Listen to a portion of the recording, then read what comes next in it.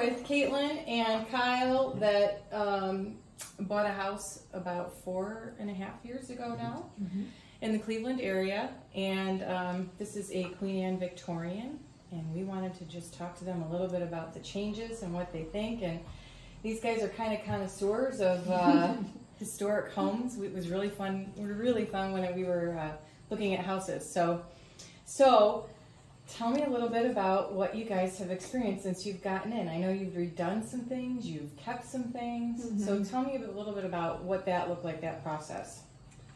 Well, I would say immediately before we moved in even, we had the house about 3 months after closing before moving in. We knew there were some projects we really wanted to get done before we moved in. So one was take down all the wallpaper. There was a lot of wallpaper in here. A lot. There was. Some of it was kind of, I mean, it was period correct. You guys did keep some in the entryway. So they have this cute, this red wallpaper with pineapples in the entryway, which is so great. And you know what pineapples stand for? Welcome, right? Yeah. It's a Hawaiian thing that's welcoming. So when you come into their house, you're welcome right away. Okay, and what I know, floors was one. Floors, the floors. They're beautiful inlaid floors in every single room. There's a different pattern of the inlay in every room. But they just needed some love. They hadn't been refinished in a while, so we had a company come in, refinish all of them, and then we did a no VOC oil on top. Okay, what does that mean, VOC? All do you remember? Organic compounds, so it just doesn't have the really strong aroma. Okay, gotcha. Well, that's cool. Yeah. So you did the whole house basically. So their flooring, it's thinner, it's skinnier slats of wood. I don't know if this is pine or maple. No, it's not pine. Different things from different people. We've had different wood experts come in and confidently point and say it's different things. So we really? Well, you do know is that some of the inlay is different woods. So we've heard like some of the darker pieces are probably cherry. Yep. But yeah, we aren't even sure. We're not even sure. So if there are any wood experts that you can recommend, I'm gonna find that.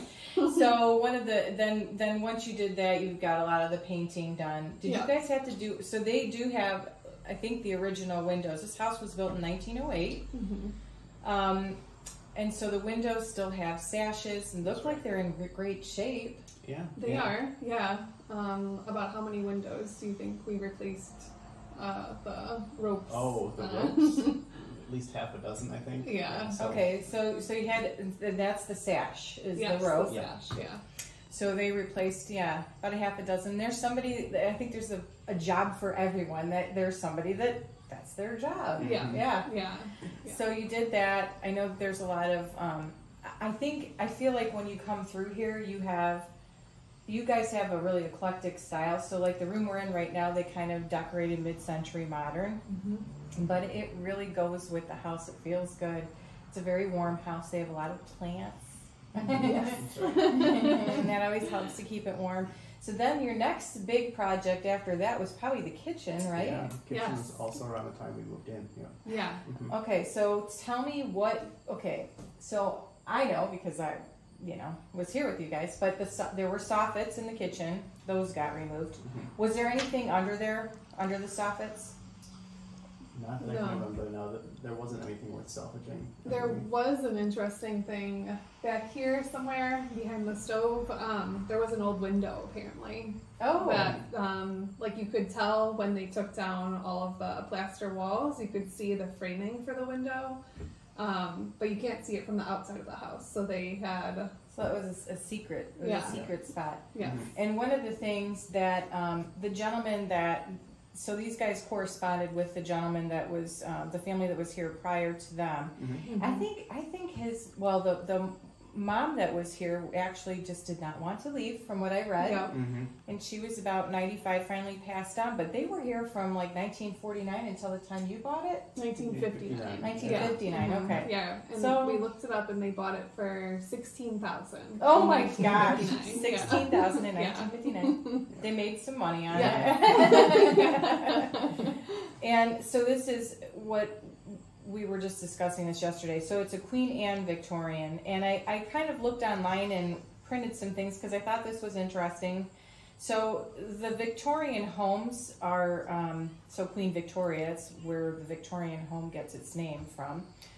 And she ruled in Britain from 1837 until 1901, but then it said, well, how did Queen Anne's get their name? Because it's another queen.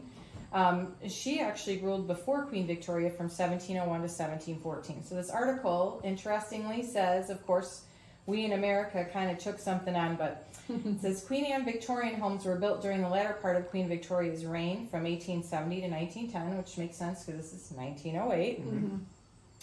But the style was developed by architect Richard Norman Shaw in the 1860s in England. He wasn't quite accurate in naming the style, which took inspiration from the Elizabethan and Jacobean eras that predated Queen Anne. Mm-hmm.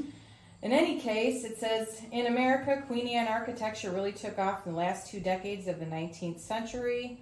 And American architect Harry Robeson Richardson built the first Queen Anne home in the U.S. in 1874. The Watts Sherman House in Newport, Rhode Island. Oh, very cool.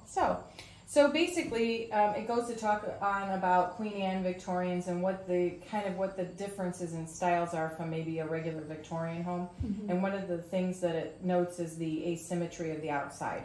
So, you know, like these guys have a huge front porch, and some of them still wrap around, which is typical of a Victorian period. Yeah. But it is asymmetrical. I mean, you have the turrets on the one side, different on the other side. This has a huge 3rd floor, which is also typical in a Queen Anne and other Victorians, actually. I think just the neatest thing about it, though, is, you know, a lot of these homes have a lot of little gingerbread things, and they're unique in architecture.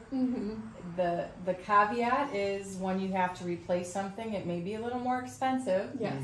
Because it's hard to find, and the craftsmanship is different than what we might experience today. Yes. So when you guys were doing the kitchen, was there anything that you found to be more difficult that way? One of the major things that I remember was that this doorway was not properly placed for the depth of refrigerators that we have today. So had they left the doorway where it was, the refrigerator would have stuck out into the walkway. So what they had to do was actually take down, deconstruct the entire frame, and add new drywall or plaster, I guess, around it, and then shift it over just a few inches so that they could put the modern depth refrigerator in place. Which makes sense, because you think back then they didn't even have refrigerators. Right. It wasn't a concern. Right. Yeah, exactly. The other thing that the family who was here before, he mentioned that there was no walkway from this direction, only this direction. He said he can't even think of it different otherwise. But another thing, in those days, they didn't have bathrooms either, like we do. Yep. Some of the more wealthy people may have had somewhat of a, it was a bathroom that you go in and dump it outside. Yeah. But not running water. I mean, it was dry sinks. And so a lot of times in homes that are historic, you find that the bathrooms are in weird places because literally they didn't have them like we do. So another thing, you know, in this letter that this gentleman said, and I did not know about this, was talk about this little ringer in the floor over here. Yes, yeah. Do you want to remember? Yeah, sure. Yeah, so there is a little outlet in the bottom of this table in the floor. And he explained to us that was from way, way early on, and that used to be a buzzer where you could, if you were entertaining guests, you could ring that buzzer with your foot really non-discreetly, and that would alert your waitstaff that it was time to bring in another course of the dinner. I'm trying. It's not working right now. I don't know where the wait staff is. Yeah, where's the food? Dang it. Well, you know, those are the things that I thought was, you know, I just wanted to kind of get a feel for what, and last thing, pocket doors. These pocket doors are gorgeous. I love them. But you do find that a lot in some of the historic, especially Victorian homes. other homes too, but not like this. They're heavy. They're very heavy. And a lot of ornate doorknobs and things like that. So I always think that's really pretty too. Yes, I agree. Anything else you guys can add that you think? Let's see.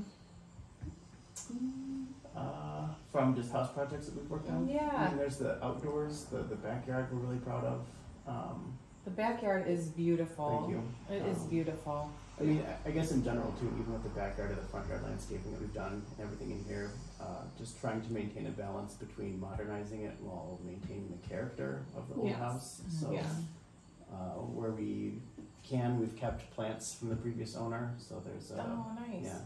clematis on the sign of the house that is from previous owner. So yeah, just trying to keep that philosophy of maintaining the character of the house while bringing it up to date. Up to date, and I think and you guys have done a beautiful job. You've kept all the natural woodwork without paint, and yet you have your modern colors still in here. You have your grandma's latch hook rug, brought that in, you know, lots of family things, and Caitlin's pregnant, these guys are expecting in December, so what a nice house to bring your, a family into and start out. It's beautiful. Yes. Well, thank you so much for sitting with us today. Yeah, we of course, appreciate it. Yes, thank you. Thanks, guys. Goodbye.